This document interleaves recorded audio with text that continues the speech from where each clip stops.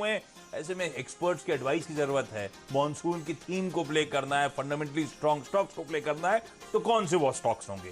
3 expert जिनसे आज हम लोग राय मांग रहे हैं। गौरांग सर आपको आपकी स्क्रीन पर नजर आएंगे, हेमांग सर और साथ साथ सुदीप बंदोपाध्याय सर।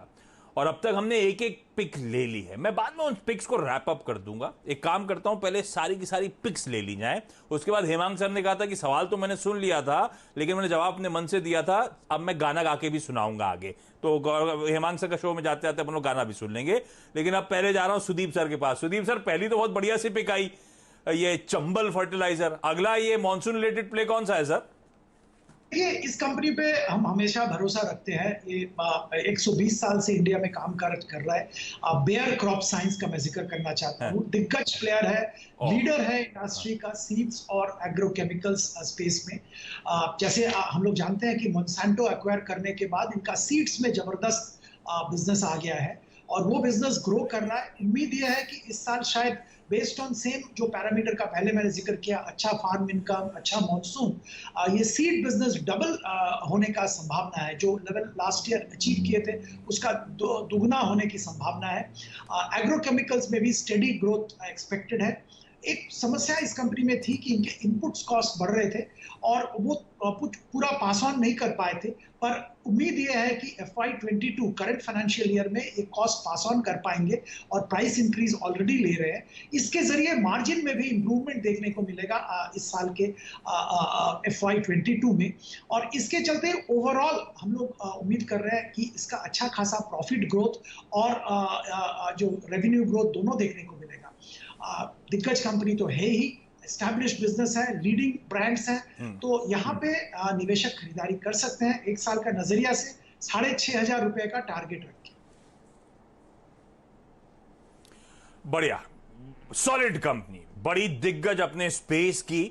और जब हम लोग भारतीय बाजारों में खूब मैसिव रिकवरी, अच्छी तेजी, रिकॉर्ड हाइस की तरफ बढ़ रहे थे, इस स्टॉक ने पार्टिसिपेट नहीं करा। एक टाइट रेंज में कंसोलिडेट होता रहा। मेरे ख्याल से 6,500 साल के हाइस थे, वहीं से ही करेक्ट होकर अभी इस समय कामकाज करता हुआ। लेकिन अब सुदीप सर कह रहे हैं सब कुछ इन प्लेस है। अब इस मॉनसून पैक के साथ शायद स्टॉक अब हरकत में आए और 6,500 के वही साल के हाइस को रिविजिट करने की बेयर क्रॉप साइंसेस कर सकता है तैयारी। इस स्टॉक को रखिएगा रडार पर। गौरांग सर, अगला कौन सा? एस्कॉट्स के बाद तो फर्टिलाइजर क्षेत्र की एक निजी कंपनी है, दक्षिण भारत स्थापित, बहुत ही शानदार मैनेजमेंट के तरफ से, कोरोमंडल इंटरनेशनल। ये कंपनी 2 अहम फर्टिलाइजर बनाती है जो कि बहुत ही बड़े पैमाने में इस्तेमाल होता है पूर्ण भारत में।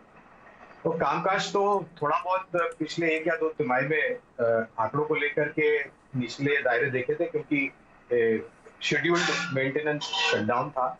इसके कारण इन्वेंट्री को लेकर के थोड़ी दिक्कतें हुई थी, लेकिन अब वो मेंटेनेंस सब पूरा हो चुका है और जितने भी मैन्युफैक्चरिंग फैसिलिटीज है इनके पास, वो पूर्ण रूप से काम कर रहे हैं। इसके साथ साथ इनके पास क्रॉप प्रोटेक्शन का भी कारोबार है। यहाँ पर भी करीबन 16-17% इनका मार्केट शेयर है। स्टॉक हमने पहले भी बात की थी आप ही के चैनल पर, लेकिन जिस तरीके से नतीजे आए और जो टिप्पणियां मैनेजमेंट ने की है, आशीष, उसको ध्यान में रखते हुए मध्यम अवधि का लक्ष्य 950 रुपये हमने निर्धारित किया। कोरोमंडल इंटरनेशनल, एक और दिग्गज स्पेस की कंपनी, उसको रखिएगा रडार पर। फर्टिलाइजर स्पेस में प्राइवेट सेक्टर में तगड़ी पकड़ है इसकी। लेवल्स आपकी स्क्रीन्स पर आएंगे। अट्रैक्टिव बैठा हुआ जिन लेवल्स पर, अच्छे खासे अपमूव्स आने वाले कुछ महीनों में ये स्टॉक दिखाने का रखता है दमखम। हेमांग सर के पास जा रहा हूं। हेमांग सर ने पहला जो स्टॉक बताया वो इंटरेस्टिंग था, रैलिस इंडिया। हेमांग सर, अगली कौन सी प्रिफर्ड बेट? आशीष जी, दूसरी पिक हमारी ये जो मॉनसून बास्केट है उसमें शक्ति पंप है। और ये कंपनी में एक तो